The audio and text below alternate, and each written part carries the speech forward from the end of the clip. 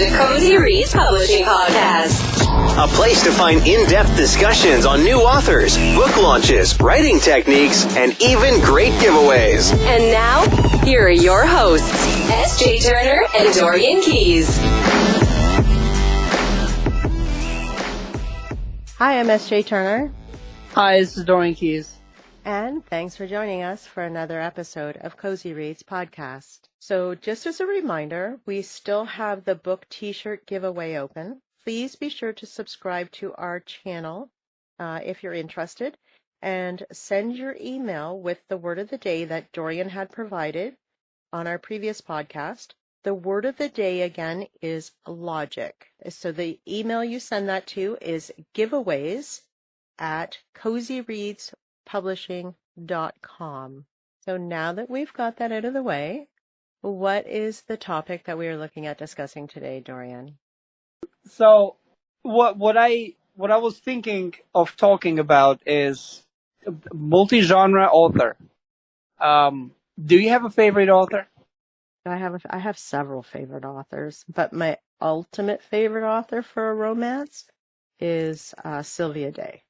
Okay. Does she write any other form of books? I only know her to write romance. Okay. Any authors other than her? Yeah, I like Deborah Harkness. Okay. What does she write? Fantasy. Okay. Fantasy, yeah. Any other genres that she writes? I don't know, to be honest. I only know her to write the fantasy. Okay. Because I know several authors. I mean, I don't personally know several authors. I do personally know several authors, but I know,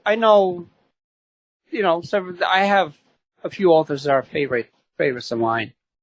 They all write the same genre, and I haven't really looked out of that genre of books that they write. They might have written other works, but personally, I'm not interested in other genres that they write because I like that one specific niche that I found that I liked. In that sense, even if they were called multi-genre, as a reader, I wouldn't go and branch out to read only because they wrote it. Have you ever done that? Like read a book from an author that you were used to read, I don't know, fantasy, and then, they wrote nonfiction. Have you ever read something just because of the author? No, I can't say I have. I mean, I do go with specific authors, but I tend to follow that.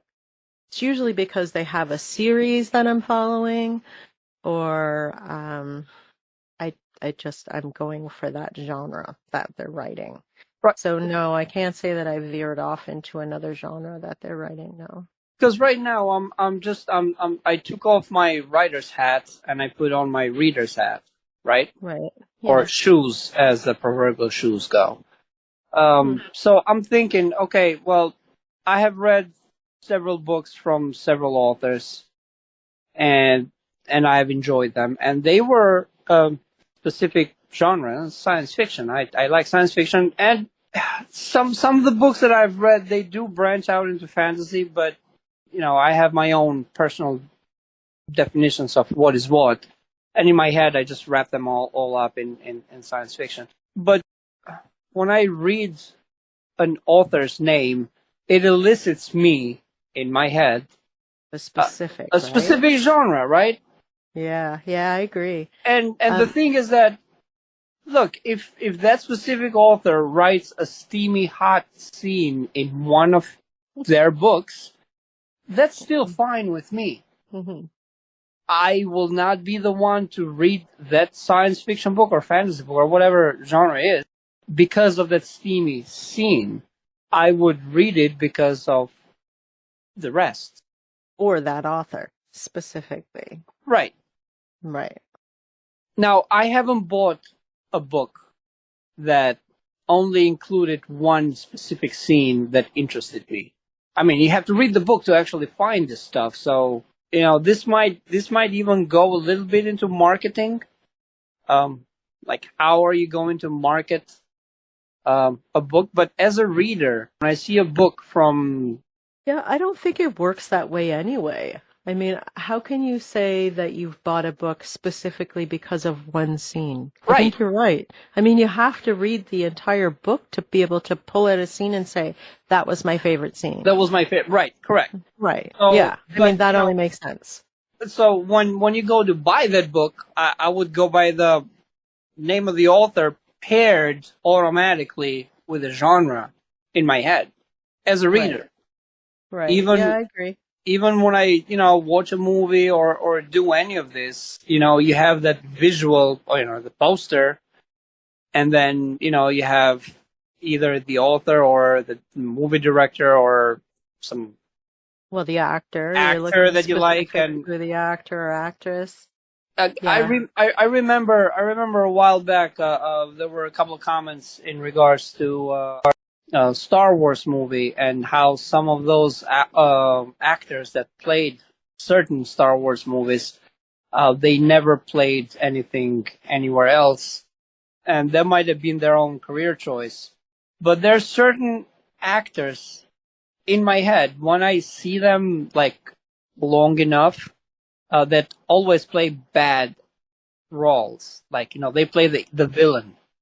Have you noticed that? Because that's what they played in Star Wars? That's what you're No, saying? that's what they played in other movies. There are certain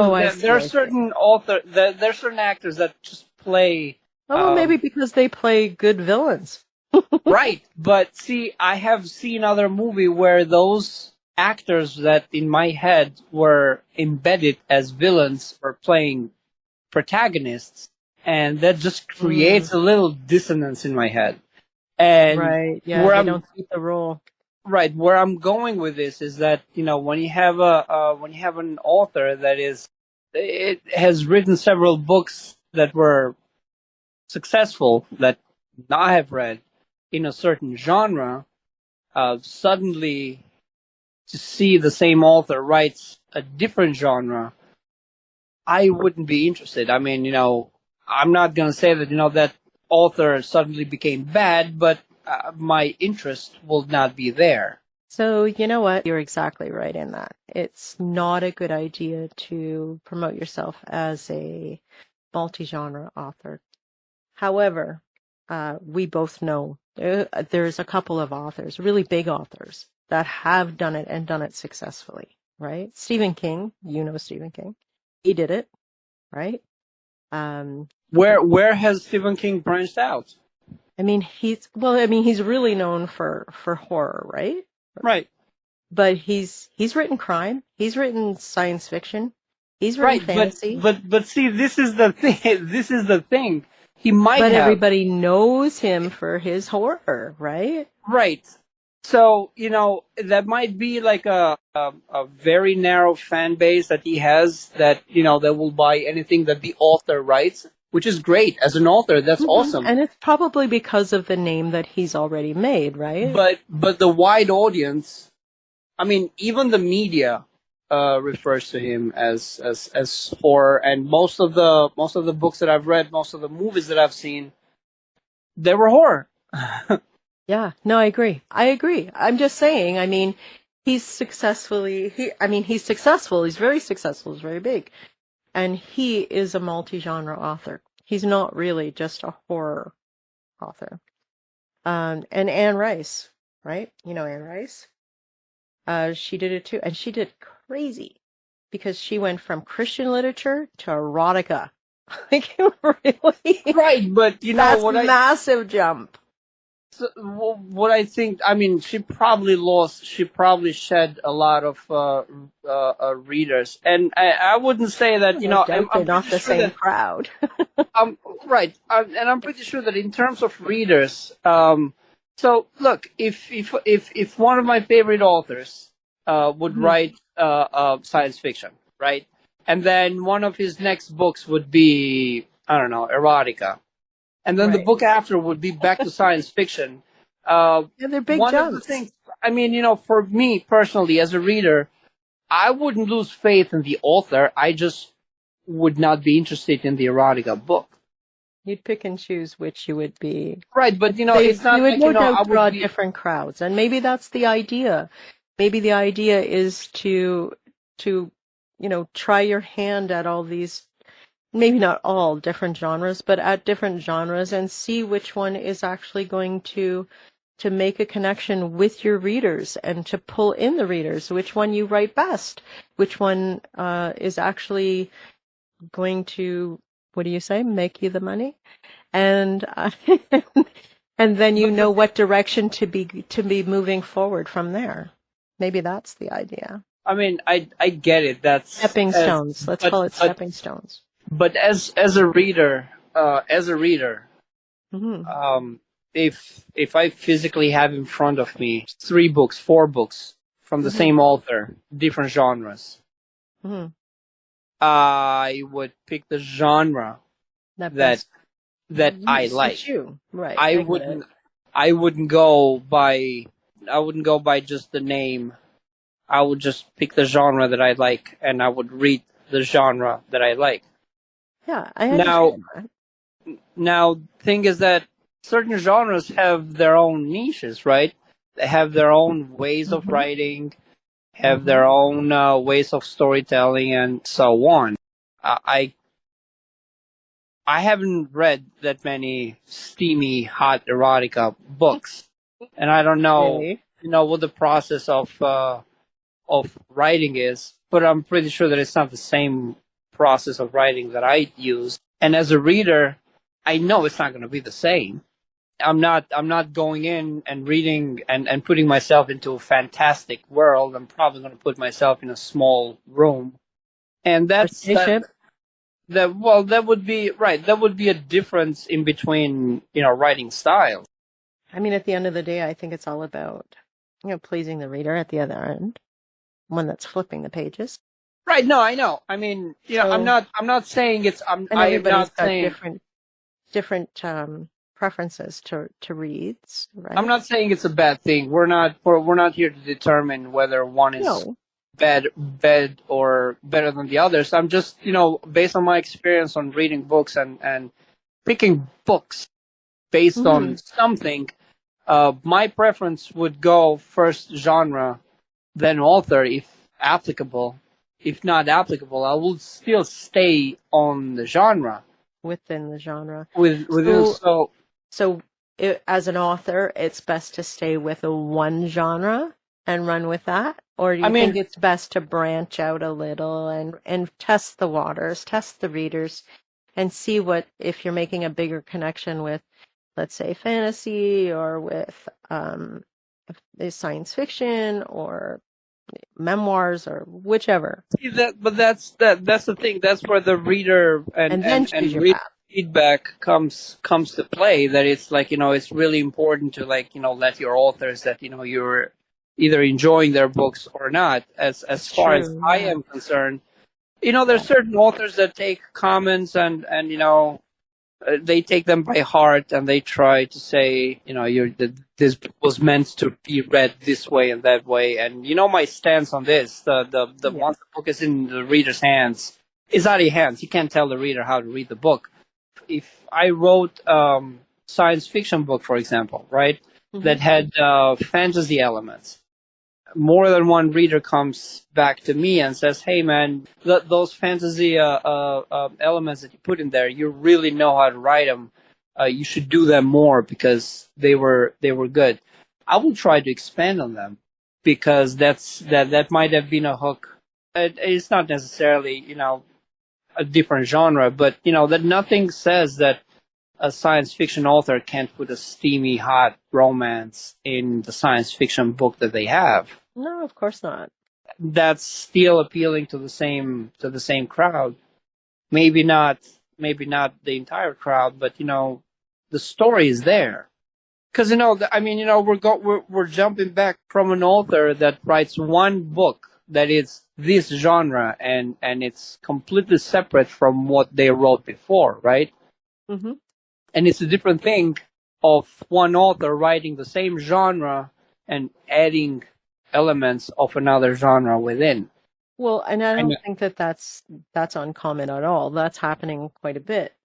And I don't think it's unwelcomed by the readers either. It doesn't change the initial genre. I think that might be the new Right, that might be the new, maybe not the new way. I don't think that, it is a way, but, No. to blend more than one genres. But, the book as marketing and as, as like, okay, so I'm the reader. I'm on the other side of the table. And you as an author have a book that you want to present me with. Right. What are you going to present this book? Because, if your book has fantasy elements, science fiction elements, and romantic elements, I mean, now it's... Well, I mean, it's really not that, it's really not that difficult. I mean, if the main genre that encompasses the book is science fiction, then that's really what you're going to push it out as. Oh, right. So you're going to add little keys into the blurb, into your keywords, to say that it includes all the other elements, bits of fantasy, whatever's going on in there that you've included for fantasy. I don't know if it would be witch or vampire, whatever's going on. Right. Then the idea of the romance. So you'd add all that in the other side. But you're going to use the main genre to actually market. Right. So we go back to the first time when you introduced me. You said Dorian Keys, science fiction and fantasy author. To date, I have only written one short story that is fantasy. I mean, I occasionally write them, but I wouldn't say that. I write it, and based on feedback, I haven't received any feedback on that specific story. So it would be, okay, well, I wrote this piece is, as you said, the encompassing story is this. Right. And then it has other storylines, because, I mean, no story has only one side, right? It's got, like, multiple things that are happening. Sure, there's always multifacets in there. So I think, that when you say, like, a multi-genre author, personally, that confuses me a little bit. No, see, when... It shouldn't be confusing. I mean, if you're coming out with... So I have romance out there right now. Well, erotic romance out there right now. And then I have fantasy coming out. So 2 totally different genres. And they're going to be 2 totally separate books. That's multi-genre. Stephen King. He had totally separate books.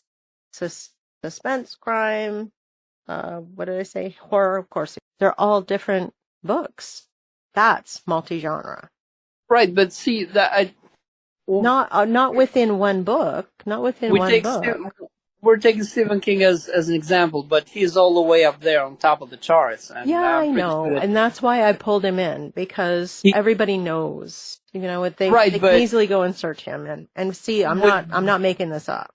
With the weight that he has, he can publish his shopping list, and I'm pretty sure that he's going to sell more books than any of the indie authors. So likelihood is his likelihood, and I'm totally guessing, but maybe it's like I said, maybe all of these different genres came into play when he first started writing, and he was feeling his way through being an author. Which is he going to connect more with his readers? And maybe it ended up being horror. And that's what he continued to write. I could be completely wrong. I don't know. Is it that, or first make a name, then start experimenting? You know what? Could be either. I don't know. I really don't know. When you are just putting yourself out there as an author, and me as a reader, okay, I'm going to take a chance. I'm going to open up a book. I'm going to buy a book from somebody that I've never read. That kind of confuses me a little bit. Okay, well, you know what? I write science fiction, but, this author says that they write more than science fiction. But science fiction has a certain way of writing. But when you just like fantasy has a certain way, nonfiction, all those other genres, they have a certain way of writing. I'm reading a book from a fellow indie author, and that's a fantasy book. And I'm reading through the scenery that he depicts, and I can't say that I can't make that, but he obviously has a world in his head that it's not the same way that I write.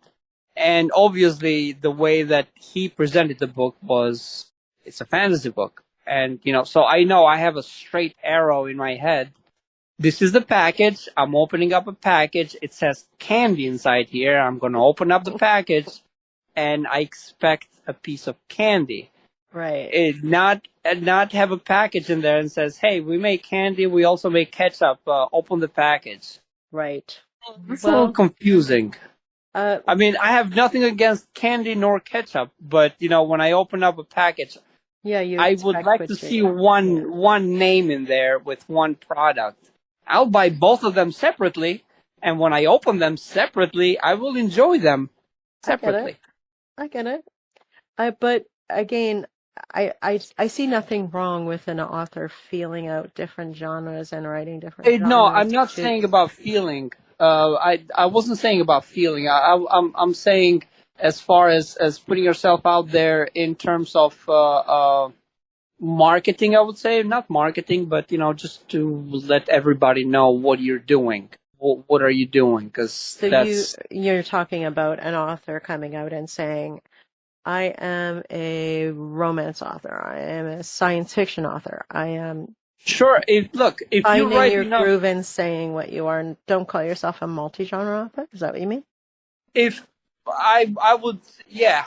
Look, if an author writes 4 or 5 successful science fiction books in a row, and I enjoy all of them, and then the 5th or the 6th book would be erotica, I wouldn't have anything against the author. As I said earlier, I just I might be a little apprehensive about reading that book because of my own preference. I get it.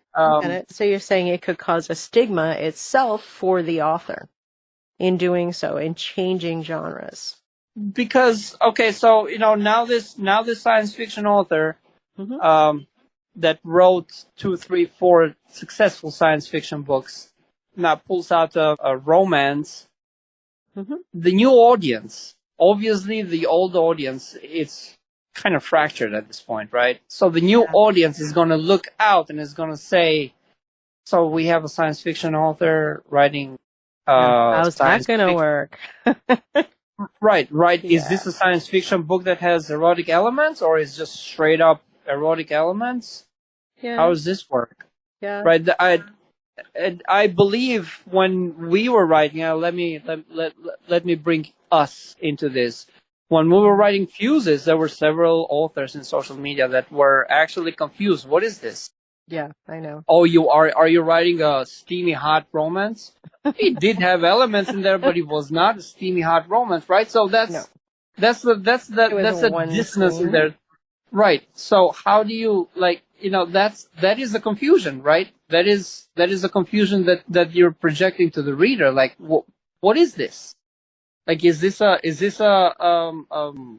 But then again, it's where your marketing comes in, and that's where you have to push forward the actual genre that's encompassing that specific story, and then work the small bit in after. You're talking per story. I mean, it really shouldn't reflect on the author itself. I mean, I kind of get how it... Well, how about we talk per book? Yeah, because I don't think it should really reflect on the author itself. I mean, I kind of get how you say it would follow the author because, they've already written successful, let's use science fiction, and that crowd specific may not be the crowd to follow the next, if it's, let's use romance, that they're writing or pushing out the next time. But it doesn't mean that they're not going to gain a whole new audience that's coming in. So there's this concept. So again, it's which is the most popular genre for them to be writing, which has gained the most interest, the most readers, is, for me, that should be their writing point, and then decide what to do. The reason why I say this is there's a saying, and I haven't said this, other people have, I will just repeat it. We are creatures of habit. Right. Right? Some people go as far as to take the same way home every day. Same way to work, same way home. Whether you take the elevator, you take the stairs, you go on this side of the sidewalk, and so on and so forth. So we like the routine of things. Whether it's a good thing or a bad thing, it's a fact of life. We all do that. Mhm. I take that to the writing, and again, I'm putting myself on the reader's shoes. I'm not putting myself on the writer's shoes. And sees a novel written by an author that I always consider to be writing a certain genre, and now that specific author is writing a different genre. Mhm. I wouldn't be too compelled to buy that book. Now, that doesn't mean that others wouldn't Not even out of be curiosity. compelled to buy the book either. Not even out of curiosity. But I mean, if I see a science fiction author that I know, let's use you. I know you're writing. So if you were to all of a sudden produce I like romance, so you write a romance book, put that out on the shelf, I would be compelled to pick that up specifically because, one, I know you as an author, I know you're writing, I like it. So there's a couple of ways you can look at that. so it's okay. So you're talking about a shock factor. Yeah. Okay. Well, we're gonna and we're curiosity, shock, call it what you will. right, but how You don't many? think you would have that? You don't think that you would be looking at the book going, really? I can't picture you writing romance. I've got to have a look. Out of the author? I mean, I would. No, I don't think I've ever done that. I've stuck to the genre, and generally, what that makes me read other books that are in the genre and maybe not so well written as the author that I was used So to. instead, it would push you away. It would push me to another author. Yeah, I would Really? stay Wow. within the genre. I would not stay with the author. No, because again, I'm as I said, I'm talking. I am talking about science fiction. I want to read science fiction. Yeah. I buy a piece of candy that says candy on top, and I expect a piece of candy on top. That's where I am, especially with reading. And I know a lot of people, they read different books, but again, we're talking about science fiction is. There's many definitions. A lot of people have their own definitions of what science fiction should be. Some people say, some books should say something about the world around us. And other people will say, no, I just want to escape in a galaxy far, far away from what I have. It should be futuristic. So if I'm reading, if this author is providing me with that escapism, suddenly this author changes everything about that escapism. I mean, I wouldn't feel compelled to see what he has to say about other. I want that specific feel. Even, and I apply this. So at that point, then it is completely about the genre. It is completely about. And again, and I'm putting myself in the shoes. Yeah, that's what you're talking about. I guess I'm kind of talking about both.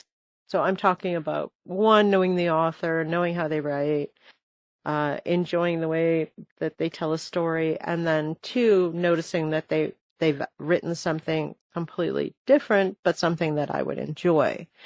And so that's why I would choose it. There's that's something certain completely movie makers that have a certain way of doing movies, and they have done a number of movies outside the genre that I enjoy, and I haven't felt compelled to watch those. The other audiences have watched them and have enjoyed them. Now, don't get me wrong, I am not one and all. I am just one. Mm-hmm. But long ago, I used to work for this company, and we kind of did like customer service. And the supervisor back then used to tell me that one dissatisfied customer that tells you that they are not happy with the product equals about 1,000 that have not been happy and they've quietly changed venues or changed products or something like that. Right.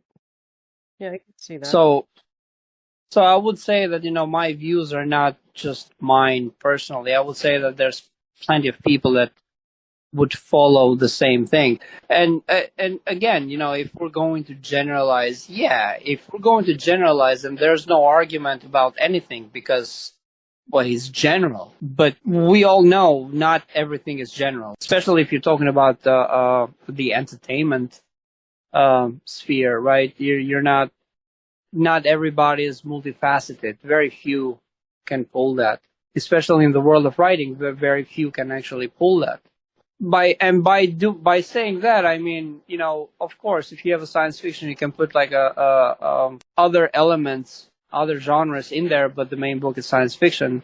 What I mean by saying, completely changing genres.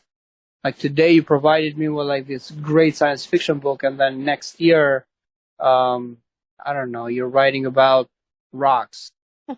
Something that does not interest me. I'm pretty sure that there's a whole other audience, but that doesn't mean that I'm going to follow up with that audience. Right.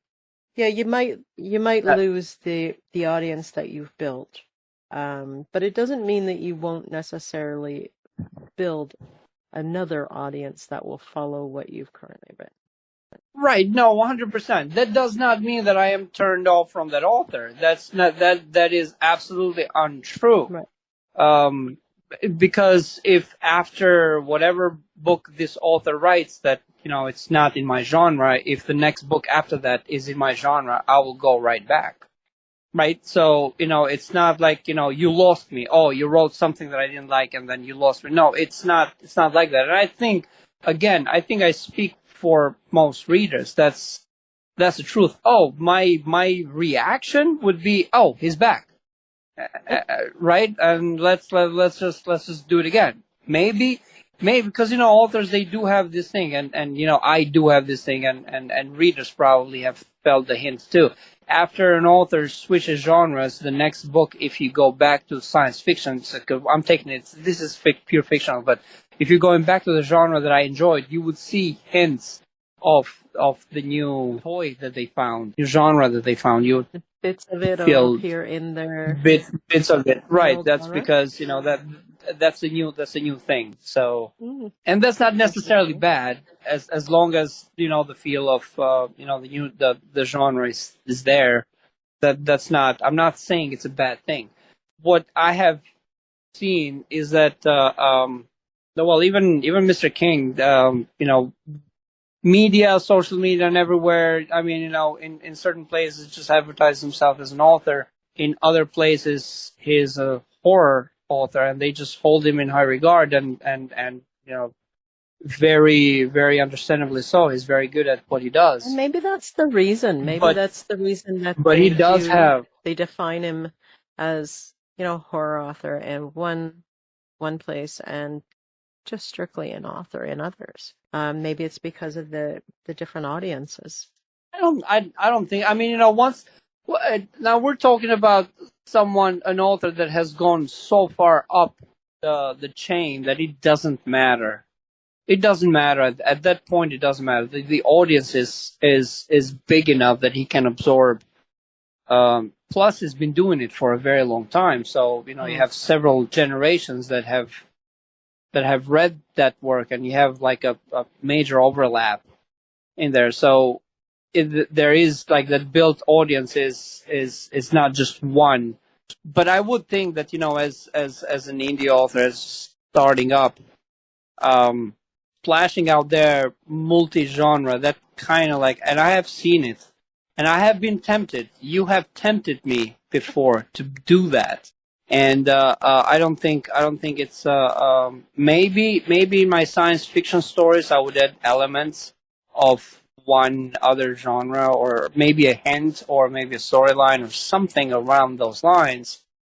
But I would like to stay true up until that catches some traction. I mean, you might be right. Would that be like would I be able to write something else better than what I write science fiction? Maybe. But then again, if it's something that you're not interested in, I mean, it's difficult to write something that you're not truly invested in, because you won't get the best results, right? Some of the pieces that I have written, and I can't speak for other authors, were not exactly in my comfort zone, and you know it. Well, I don't think I've read a bad piece yet, so maybe I stand corrected, or maybe you're just an exception to the rule. I am not. There is no way I'm an exception. Okay. No, Well, there's no. I can tell you if thing. I don't think I personally could write something just off the top of my head, given, somebody hand me a genre and say, go write this. But I mean, that's just writing in different genres. I mean, the way that I write, I just, I've said it before. I write scene by scene in the beginning, but that you could add elements from other genres in there that would still be viable on their own. So really, what you're thinking, or what this kind of looks like, is that you're kind of writing more than one genre in one story, right? This is what you're talking about? Oh, okay. So, I mean, if That's not what I classify multi-genre. At that, no, I know, but you know what? As an author, and if I'm going in front of an audience and tell an audience, okay, somebody will walk up to you in real life and say, "Hi, how are you?"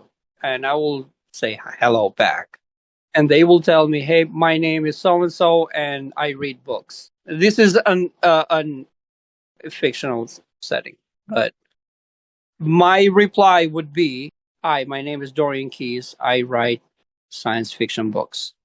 Versus, "Hi, my name is Dorian Keys. I write everything." Which one will make sense? Right. Well, that's because that is your main. I mean, really, you could just put out Morningstar, and it has everything in it. Truly, don't deny it. You do. Right, but I'm taking myself as an example. But But your main. from Let me finish. But your main is your main genre is science fiction. So I completely get that. And let's go back to Stephen King, identifies himself as a horror genre, or author, sorry, because most media outlets identify him as. Well, because that's his main genre. So I understand that. I do. And really, so even though I'm going to punk out this other fantasy novel, I am going to continue to write romance. Right. So when you meet this reader and he says, "Hello, my name is John Doe, and I read books," you will extend your hand and you will say, "Exactly." So you do have one, right? So you do have one direction. Multi-genre to me is just like a gray piece of paper that you're showing to the reader. Okay, which one is it? Again, I'm going back to the candy bar. You get a candy bar in your hand, and you know exactly what you have, what's going to be inside. You get a book in your hand, and you look at the cover, and you know exactly what's inside. You get an author in front of you, and they tell you, "I write everything." That's not something, as a reader, that would inspire much. The multi-genre author should not be. I don't think multi-genre author should be a tag for indie authors, at least. Again, I would think that I have to say it's a discovery period. So again, if right? No, I know for the author. Yeah, if you're going to read that, then that says that as a reader. So, all right, let me steal your reader hat. I'm going to say that you should search their library, their books, and see which genre they have that fits what you're looking for, and check it out if you're really interested in that author. How many times have you done that? I haven't. I haven't done that either. But I'm going to be honest, but I don't run across a lot of multi-genre authors either. I believe that's where I'm trying to go with this. It's a little confusing when you see an author again. Let me define themselves as one or the other. Right, let me be clear with this. I'm talking about indie authors. I'm not talking about established authors, because established authors, they do have, if you have a publishing house, then you have the publishing house market a book or market the author as this or that. My thing is, you pick a side and that you feel you're good at, and hone in on that and just perfect that. And that's the other thing. I did read something about successful people, and this was not about authors. This was successful people, but I think it applies as well. And I forgot who said this, but I didn't say this. They said that successful people, the tasks that they are doing are not hard. They don't pick hard tasks. They pick medium tasks, something that they know that they can achieve. I mean, if you never take the attempt to try something new, how would you know if you're any good at it? So what this person, right. Yes, you're right. Right. But I guess where I'm going with this is I write science fiction because it comes easy to me. And the format that I have in my head and the way that I put the stories together, they come easy to me. It's writing them, it's intermediate to hard, because other external circumstances. If I could sit down and write, I would sit down and write. It would be a lot easier, but life. For me to go completely out of my comfort zone and start writing erotic romance, like a genre that I have no interest, it would be hard for me. Now I'm not only out of my comfort zone, it's extra hard to me, instead of just coming up with a genre that I feel comfortable with, that wasn't as hard to write. That's where I'm going with this, and I'm looking at this from an author's point of view, because from the reader's point of view, as I said, you see an author that's not decided what they want to do. Yeah, I mean, it really does lay on the author as to which they're going to choose. The reader is just reading what the author's written. So I get that. But when it comes down to it, I mean, if you're not willing to step out of your comfort zone either, you could be missing your own opportunity for growth, right? So I think that the discovery is a good option to do. So that's just my personal opinion. Remember earlier, like writing books for some people, and I've seen there's a lot of indie authors that I'm not saying it'll always be successful. Right, but see, this is right. That's where I'm going with this. There's got to be a point where your hard work or your intermediate work should pay. Otherwise, you're just publishing book after book after book, and you don't know if they're successful, and you're just continuing this. And I mean, what is the measure of success? So here's where I'm going with this. Like, what's your measure of success? At some point, if you are successful at doing what you are doing, okay, I would say you can experiment now. You have But what about here's let's just, and this is just a fictional author, but what about an author that has written, let's say, a handful of books, and they're really not moving, and all from the same genre? Gene Roddenberry wrote several books before he wrote Star Trek. In the same genre? In the same genre. Science fiction? And I believe they were all science fiction, and they're not, I mean, do you know Star Trek? You heard the title. Of course. Right. So, everybody has heard the title, and Gene Roddenberry is the creator of that. But he wrote several other books in the same genre that didn't make it. So my point is, if you wouldn't have persisted on that genre, now he would have missed on that Star Trek. Okay, so maybe you're right. Maybe perfecting that specific. I get it. Okay. So there's, again, a couple ways to look at things. Because I think this comes back to the saying, jack of all trades, master of none. Master of none? Right. Jack of all trades, master of none. Yeah, so you know how to do a lot of things, but you haven't perfected one of them. So you're like, all of them are done half-assedly. So what my suggestion is, pick one genre that it's an often intermediate difficulty to the author, perfect that, get a name there, and then, once the quote-unquote business start running and you have a core audience, then you can experiment with that at that point. But out of the gate, I think that would be a bad time to do it. Because what if you lose that audience at that point when you've just built them? I think the best time to experiment is in the beginning. Figure out which one you write best, which one actually draws that audience. Now, move forward with that. That's just my opinion, but that's what I see. And I think that that's where you're getting the authors are mainly saying multi-genre. They're experimenting and trying to find with their groove. See, again, let's go back to the author the recent book that I bought. He marketed the book, and I knew exactly the kind of candy that was inside the package. And he's an indie author. I knew exactly what I was getting. He's not ambiguous in his marketing. And he told me it's a fantasy book.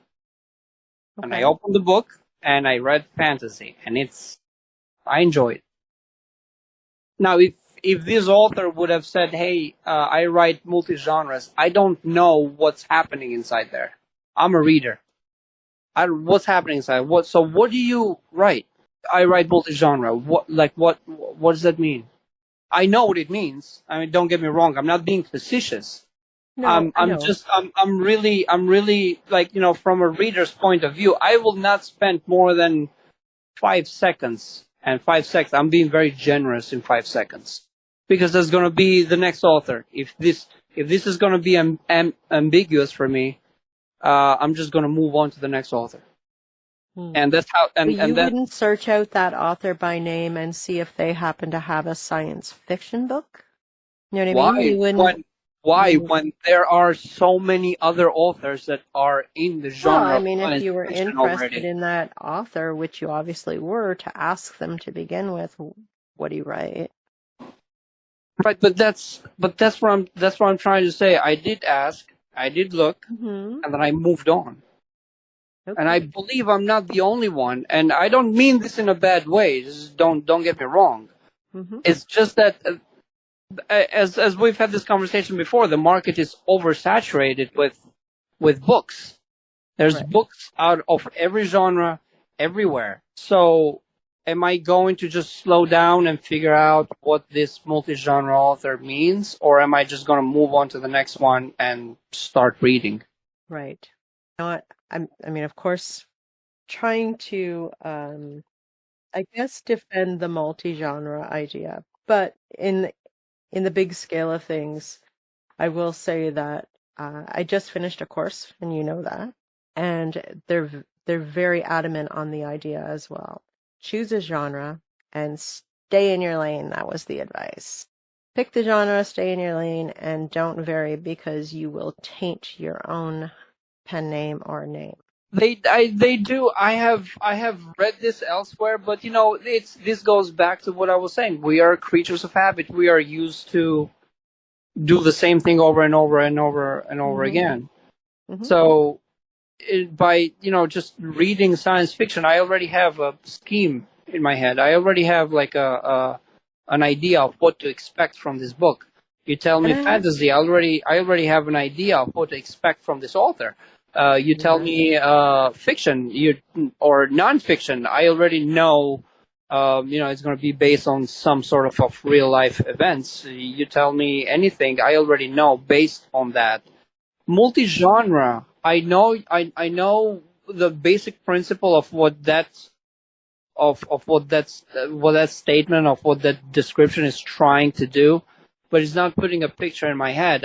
What scheme should I open up inside my head to match it with what you are trying to sell me, right? Because this comes down to you selling me a book.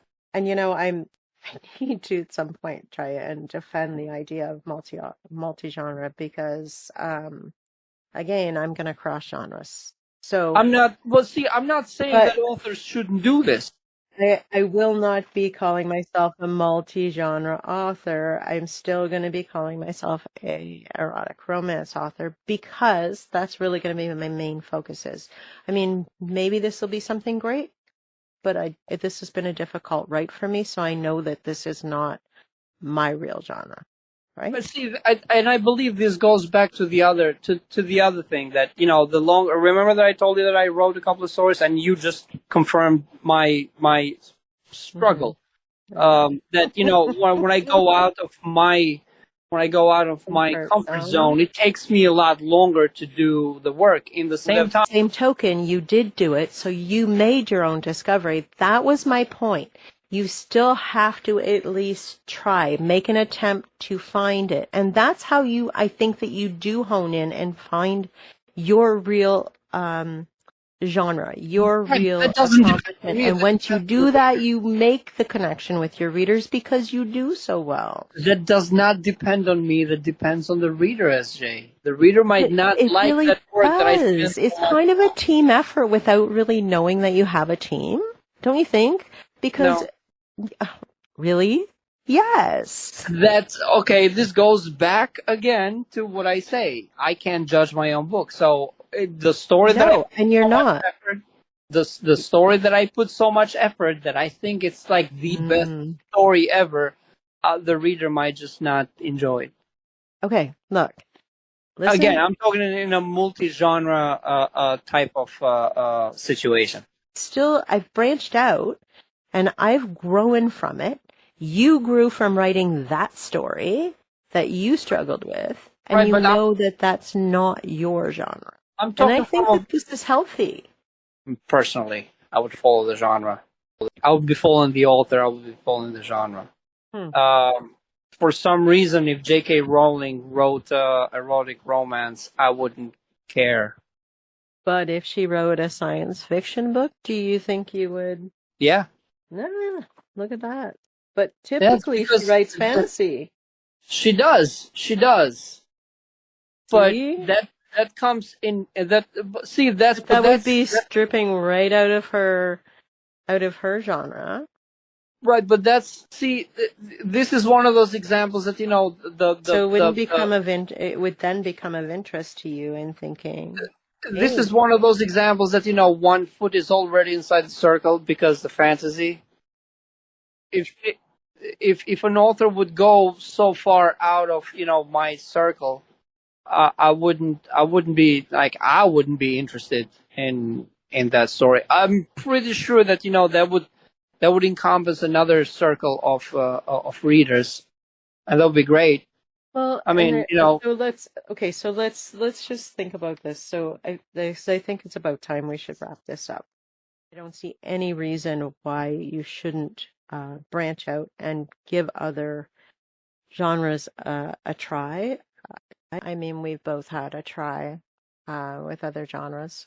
With that said, I think that we have definitely beat this topic to death. But as a final note, I will say that I do agree. Every author should identify with at least one main genre, even if they occasionally write something different. So having an identifier such as Dorian has suggested, I think that is important. So now that we cleared that up, do you have anything else that you'd like to add tonight, Dorian? I don't have not for today's topic. No, that's all I had. Okay. So I do have one last thing. Dorian has recorded audio of his excerpt, The Logical Conclusion of a Captive Mind, and we're going to let that play us out to end off the podcast. Thanks so much for joining us. Thanks for having me, SJ. You could say I come from a broken home, a broken planet, physically and figuratively. A leftover of an era when we still talked. Fellow citizens weren't afraid to look one another in the eye, and friendships were still a thing. In fact, one of the fondest childhood memories I have is of Lyra, our neighbor. Our families were close before I was born, so she would be in our apartment all hours of the day. Lyra would usually come in to chat and gossip with my parents or hang out with Grandma when she babysat me. Other times she would ask for eggs or sugar or whatever other scarce commodities she needed, and we did the same. Because I remember one time I was bringing home some milk she had bought for us. Of course, I was running, and as it would frequently happen, I slipped and fell. The glass bottle shattered, and the stairs were covered with white liquid. Grandma wasn't happy about that. Anyway, that specific night was an occasion for their family. She was baking a cake for their daughter's birthday, her 3rd birthday. Of course, my parents would help in any way they could, even if it meant we had to ration some milk and sugar for a few days until they were available in the market. The third rock from the sun has many names now. Some call it a colony, others a battleground. The latter is undoubtedly true, especially if one is unlucky enough to stumble upon the flurry of audio and video transmissions the media mega corporations spew into outer space. But I digress. At the edge of the town, nestled near a series of hills and fields, was Section 8, the westmost neighborhood of the city where I grew up. It was filled with 3-story red brick buildings. The one we lived in had 4 entrances, 3 families per floor. Each family had more or less 2 children, roughly my age. The summer afternoon hours were the loudest of all seasons. And because we had no real toys to play with, we would just run laps around the pothole-ridden, run-down side streets, which seldom experienced any traffic. Sighing, I placed the back of my hand near the lit yellow circle on the right side of the white door frame. Above it, a number, 38. These blocky white numbers label all units, which, at times, would be out of place. In fact, the next unit was number 115. The door rapidly dematerialized, revealing the inside of my personal living quarters. I don't know who designed these accommodations, but I could feel the psychological soothing they projected. The bottom of the interior wall was painted in the milky white color, which, going up to the top, gradually faded to blue. About half an inch in diameter, several small LED lights, sparsely laid out on the ceiling, evenly illuminated the area. I dropped my bag on top of my bed, on my left, and walked inside the room. The front door materialized, muffling the persistent electric hum of the generators and transformers that were on the other side of the building, by the magnetic traffic lane. I walked into the bathroom, which was in the furthest left corner of the room, turned on the faucet, and splashed some water on my face. Raising my head with my hands on my face, I felt the water dripping from my chin. I stared at the mirror for a few seconds. My eyes slowly focused on the TV wall unit behind me. "Open the window and show me the commercial district," I commanded it, as I pulled a towel from the shelf on my left. The TV wall had a remote control. It also had a little booklet with all the possible voice commands it accepted. I didn't know all of them, but most of them were based on the system, intuitive. This one wasn't. Though I could clearly see why it existed, these units had no windows. Multicolored pixels rapidly flashed as a large monitor flickered and displayed a slow rotation of live video feeds taken from different cameras near the commercial district. "Stop here," I commanded the screen again. Finally, my favorite feed came to display. Likely a camera mounted on top of a streetlight pole. It showed the tall, neon-lined commercial buildings, which projected advertisements on their sides. In the middle of the screen there were traffic lanes, all 3 layers of it. As transport and the occasional train moved on the ground floor, others floated on the 2nd and 3rd levels. After drying my face, I threw the towel back on the shelf and crossed the room to the small kitchen area. "Play some ambient music," I commanded the TV wall once again, as I took a clear plastic cup from the shelf on my right and opened the fridge. There were 3 tubes labeled by tiny LED lights in the shape of a water drop by the handle. The one with the blue dot dispensed drinking water. Half an inch to its right, another labeled by a white dot, milk, almond milk. The one next to it had a different color, depending on what drink was dispensed that month. Inside the refrigerator there were several compartments, bread, fruit, vegetables, and so on. The system would replenish whatever I would consume. My account would be billed based on what I expended for the month. No need for neighborly chat. I picked a box labeled fruits and looked inside. Not feeling like eating any of that, I closed the door. I had everything I could need as far as eating and drinking, yet I wanted nothing. Then I remembered the drink that I bought a few days ago in the sealed metallic mug. As slow but steady ambient sounds played from speakers nested in the ceiling, I sat on my bed, pushed my pillow out of my way, and opened my backpack. Tucked in a special pocket in my main compartment was the tablet I used to read daily news and entertain myself during my commute. All the way to the bottom there was my water bottle. Next to it, the steel metallic mug. My mouth salivated before I even reached for it. What a strange feeling to have. I knew what was inside wasn't tasty. The smell of fermented liquor immediately emanated as soon as I twisted the cap open. It reminded me of homemade grappa. It reminded me of Earth. Home.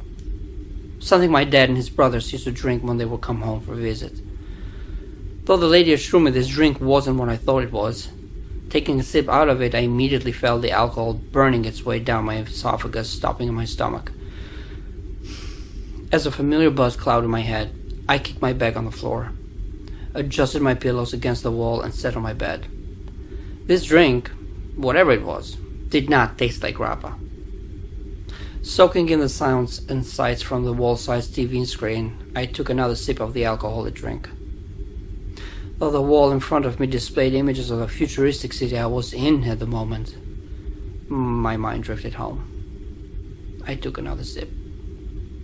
Leading with C3 live feed, C3 meaning Colony 3 of course, the obligatory Chiron, scrolling on the bottom of the screen displayed the stats of the stock market across the colonies and news of the day. Well, that's our show, folks. Don't forget to subscribe to our channel so you never miss an episode. And be sure to visit 𝐶ozyreadspublishing.com to discover the next best-selling author. Thanks for tuning in, and we'll see you next time.